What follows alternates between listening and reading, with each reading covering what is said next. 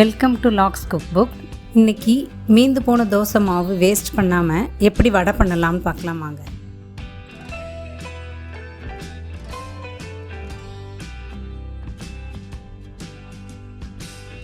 இதுக்கு முதல்ல 3 பிரெட் ஸ்லைஸை மிக்சியில் போட்டு நல்லா பொடி பண்ணி ஒரு பவுலில் போட்டுக்கோங்க.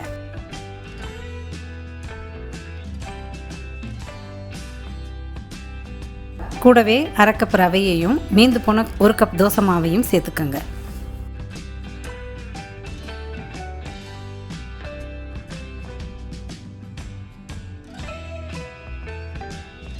பொடியாக கட் பண்ண இஞ்சி, ஒரு பச்சை மிளகாய், ஒரு பெரிய வெங்காயத்தை சேர்த்துக்கோங்க.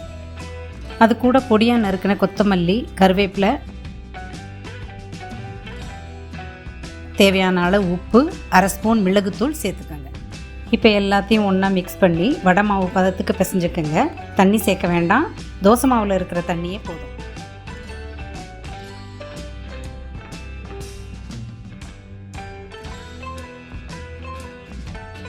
சின்ன சின்ன வடைகளாக தட்டி எண்ணெயில் பொரித்து எடுத்துக்கோங்க.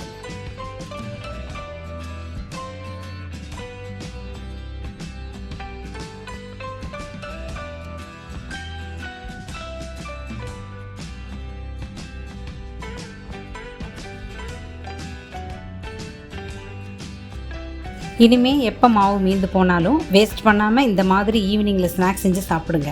ஈஸியாக சமைக்க, ருசியாக சாப்பிட எங்கள் சேனலை சப்ஸ்கிரைப் பண்ணிவிட்டு கூடவே பெல் ஐக்கானையும் கிளிக் பண்ணிடுங்க.